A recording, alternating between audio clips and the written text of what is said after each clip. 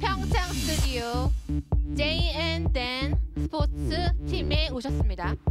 Live from 평창 eSports Center with JN.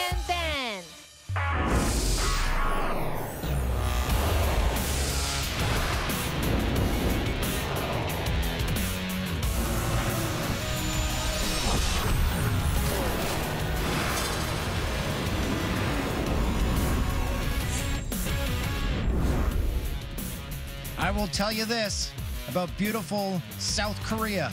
The sun never stops shining, except at night when, well, It happens. it's dark. It has to do that.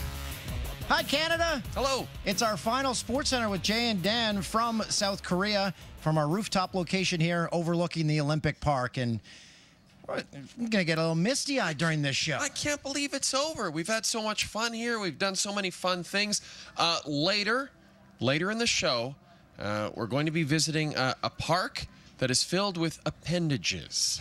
And of course, got me intrigued. And we're gonna miss Mickey, our driver, as well. We've had so much fun. She's toured us around and yelled at us and Yeah.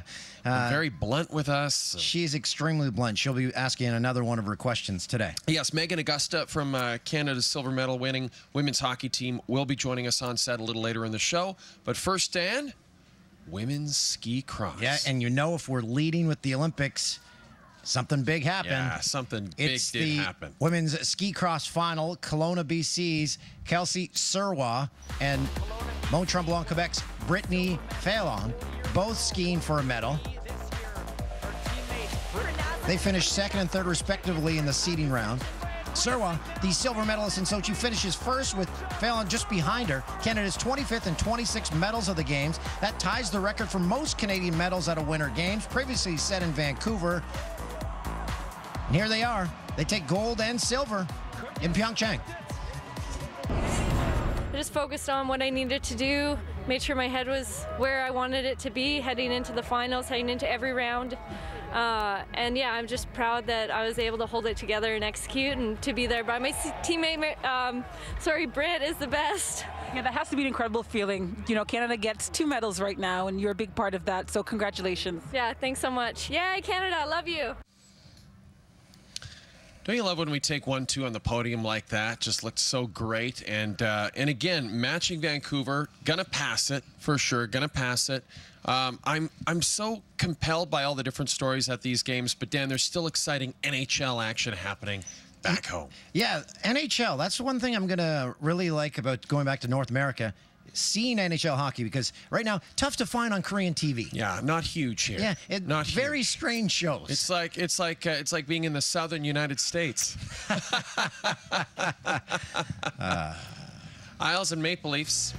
John Tavares is nearly a point-a-game player against the Toronto Maple Leafs. Some Leaf fans hoping that he may sign with his hometown team in the offseason. He will be an unrestricted free agent. They've already got their jerseys ready. 1-goal game in the third. Brock Nelson dances through the Leafs D, slides it right through the crease. A close call. It would prove costly. Friend of SportsCenter with Jay and Dan, Morgan Riley, ties it with his 6th of the season. But back in the Isles is Jordan Eberle, another friend of SportsCenter with Jay and Dan, sends it in front. Nikita Zaitsev. It's off him. Another point for Matthew Barzal as the Isles retake the lead. Under 4 to go, Austin Matthews leaves it for Jake Gardner. He goes to the net and gets the tip. It's in off Nick Leddy, 28th of the season, ties it again.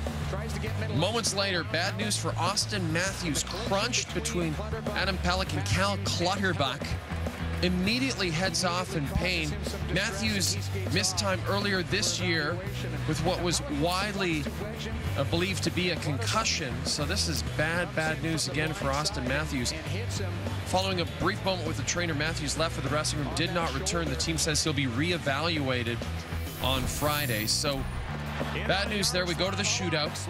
Tyler Bozak, first up, buries it. So it's up to Tavares, and Freddie Anderson will stop him as the Leafs win a wild one by a final of 4-3.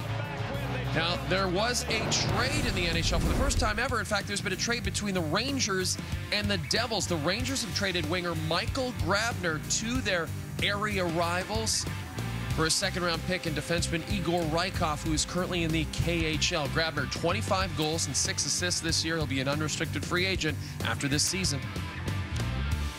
The Montreal Canadiens season, if it wasn't already, is now officially a write-off. Shea Weber done for the season as he has surgery to repair a tendon in his left foot. And on top of that, Carey Price out indefinitely with a concussion.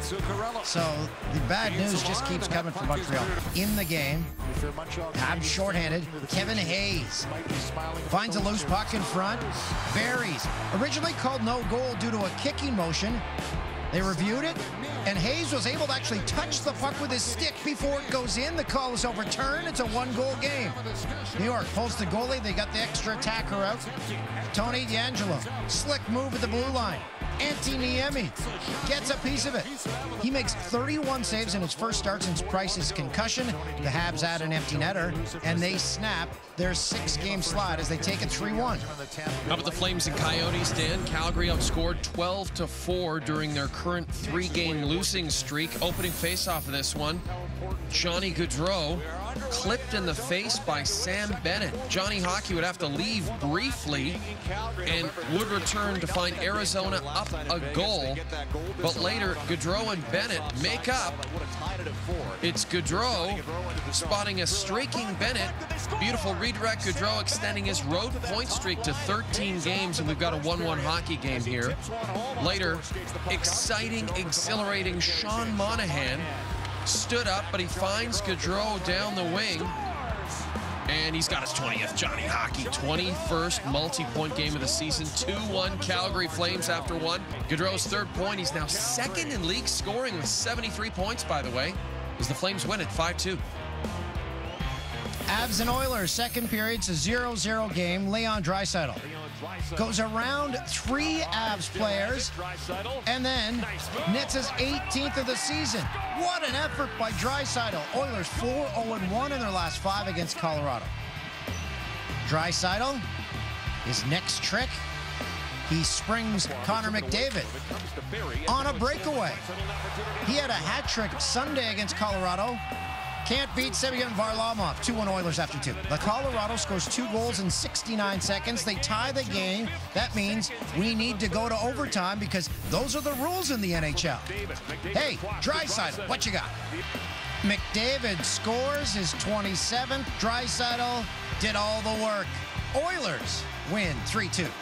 Lightning and Sens. Erik Karlsson is the new #1 on TSN's trade bait board. Scouts from 5 other teams in attendance for this one. Karlsson stopping by to say hi to some of Tampa's training staff before the game. Of course, Tampa is believed to be the leading potential destination for Erik Karlsson. Maybe he just went in the wrong room. Alan McCauley's a scout for the Flyers. Didn't know that. First period. Karlsson and Bobby Ryan failed to win battles along the boards. Chris Kunitz feeds Tyler Johnson. Ryan's first game back after missing 10 with another hand injury. That is the 600th career point for Regina's Chris Kunitz. And the Volts are keeping that puck. Let's flash back to the NHL All-Star Game in January. Karlsson has history with fellow Swede Victor Hedman. They walked into the skills competition dressed as Swedish Pirates. Actually, there was a pirate festival on in Florida at the time, and I believe the costumes were cheap. They're having a good time. First period tied at 1. Hedman picks up the puck, walks in, and scores a beauty. Through 1. Can you imagine Hedman and Karlsson on the same team? Wow. Nikita Kucherov picked up an assist on that goal. Second period threads the needle to Vladislav Nemesnikov. Kucherov leading the league with 80 points, 48 assists. Bolts beat the Ottawa Senators. And now we're talking trade bait. Erik Karlsson, Rick Nash, Mike Green, Derek Brassard, Patty Maroon. It's all trade bait. We're talking trade bait. And we've got more. Evander Kane and Mark Mattes to Mike Hoffman and Zach Smith and Ryan McDonough. They switched a few names around, and I stumbled a bit, but I still got through it. All questions will be answered on Monday with coverage of Trade Center starting at 8 a.m. Eastern across the network. You want to tune in because our new insiders include The Littlest Hobo, Anne of Green Gables, Relic from the Beachcombers, Casey and Finnegan, and also Gravy Boss from the CTV Cafeteria.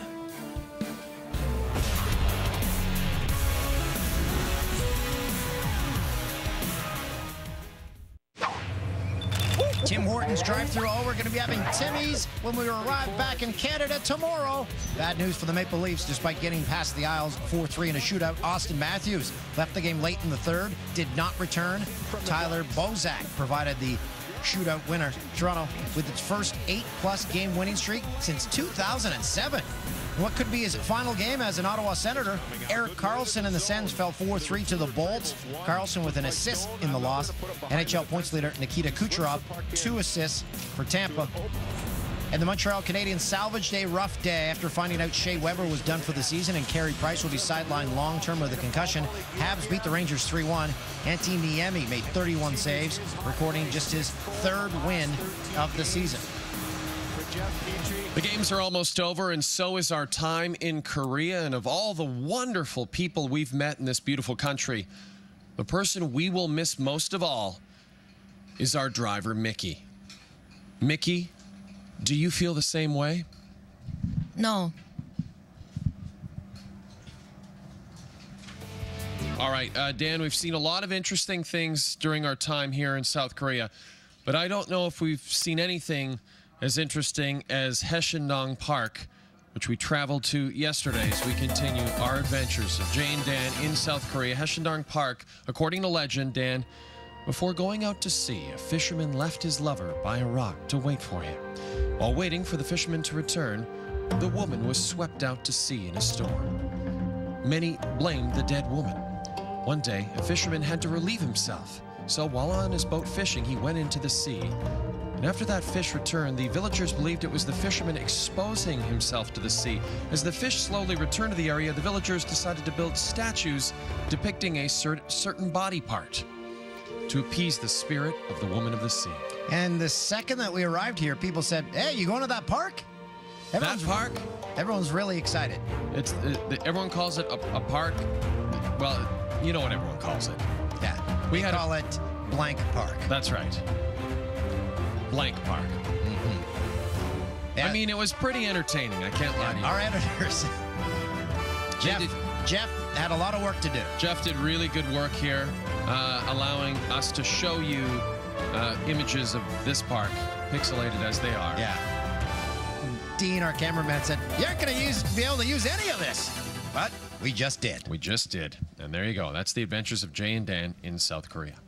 NHL beat reporters. We don't see any of them over here because there's no NHL players to interview. That's right. They want that perfect soundbite, but sometimes they're forced out of the scrum and into the background. Yes, that's right. It's time for this week's edition of NHL Scrum Lurkers.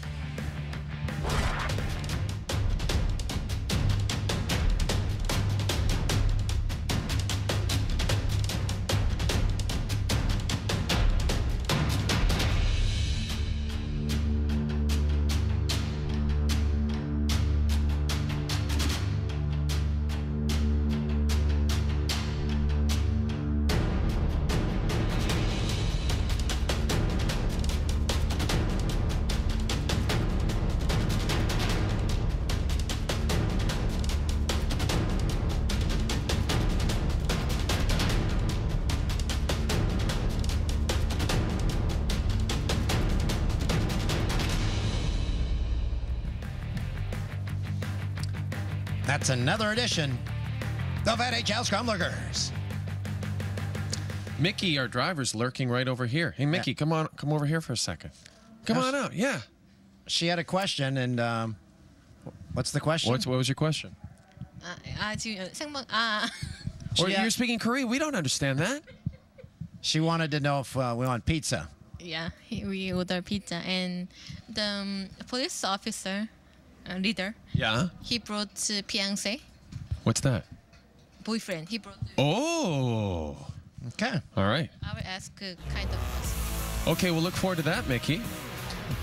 Thanks, Mickey. That's Mickey Lurkers here on Jay and Dan from Korea.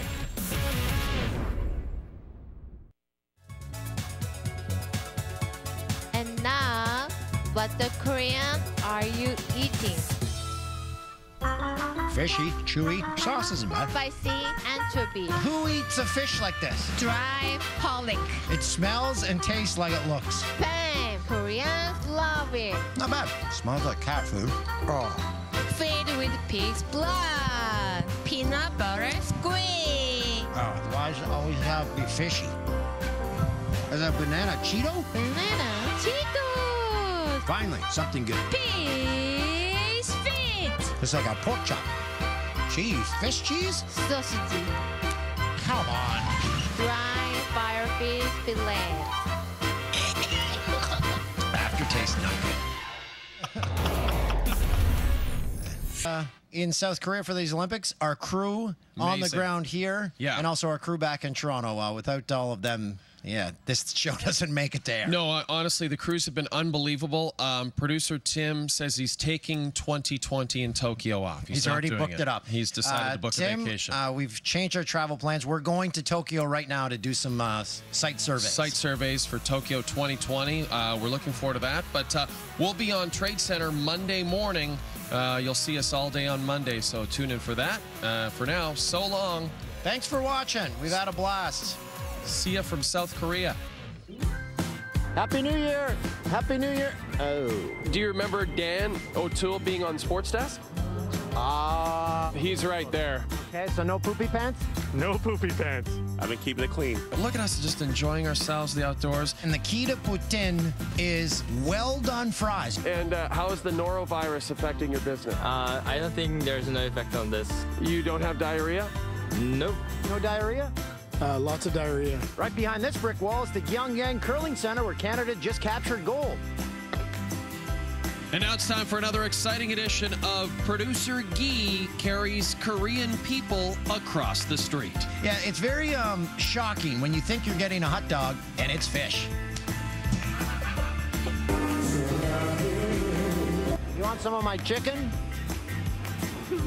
Oh, looks like Dan made a friend. And of course, this is a traditional Korean dish, Rice Krispie Squares. And we left our mark in South Korea. How?